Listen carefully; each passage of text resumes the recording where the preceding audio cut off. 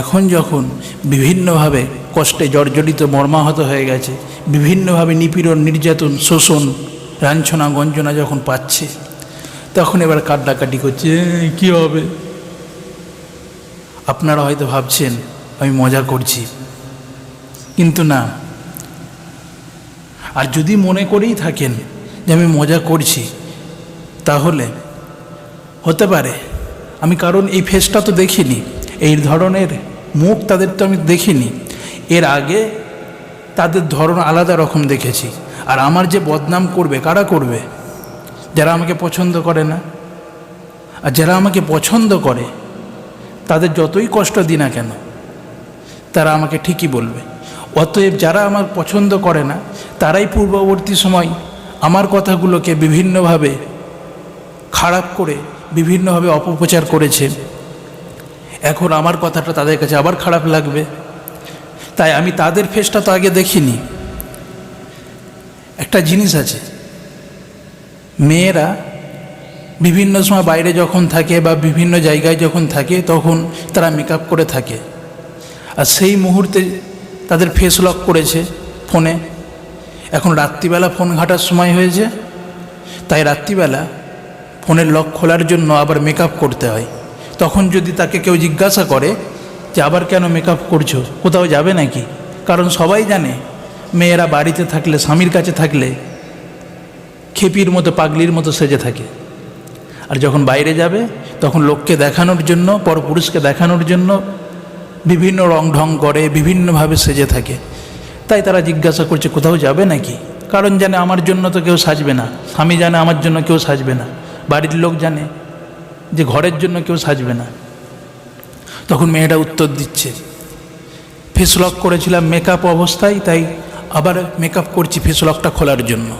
অতএব আমিও এদের মুখটা তো দেখিনি এই রকম কান্না অবস্থায়, এইরকম জর্জরিত মর্মাহত অবস্থায়, তাই আমারও মজা লাগছে।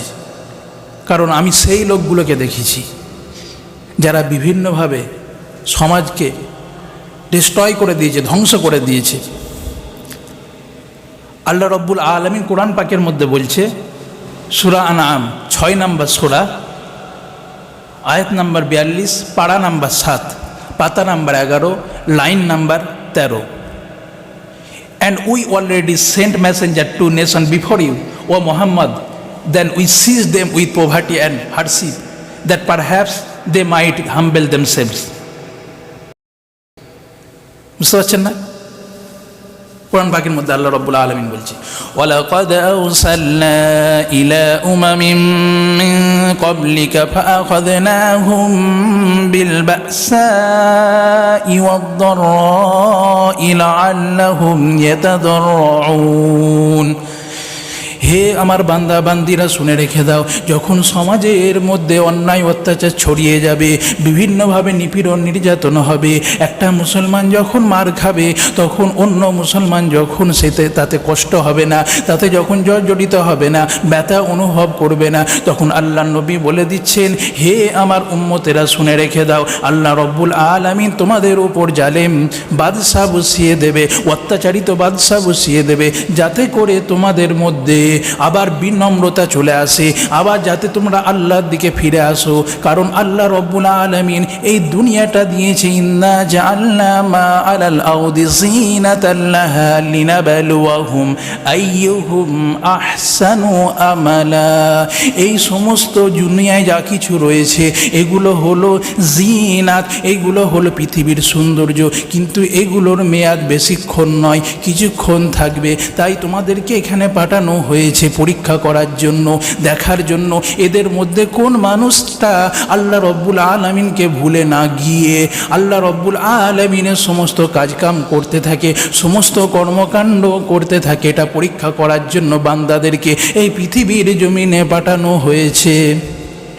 We have already sent messenger to nation before you, O Muhammad. Then we seized them with poverty and hardship, that perhaps they might humble themselves.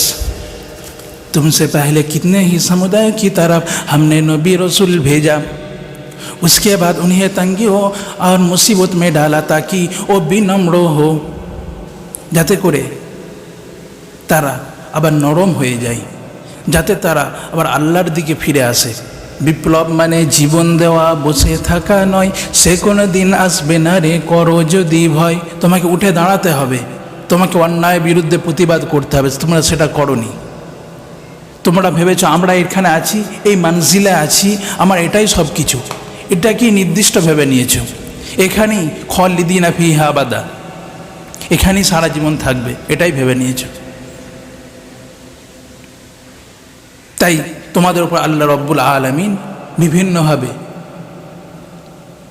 অন্যায় অত্যাচারিত বাদশা দিয়ে তোমাদেরকে আবার ফিরিয়ে আনার চেষ্টা করছে আল্লাহর দিকে। এখন তোমরা যদি ভালো হয়ে থাকো, তোমাদের যদি কপাল ভালো হয়ে থাকে, তাহলে অবশ্যই আল্লাহর দিকে ফিরে আসবে, না হলে ধ্বংস হয়ে যাবে, শেষ হয়ে যাবে। যেমন পূর্ববর্তী সময়ে, রসুলদের সময়ে, নবীদের সময়ে ধ্বংস করে দিয়েছে আল্লাহ রব্বুল আলামিন।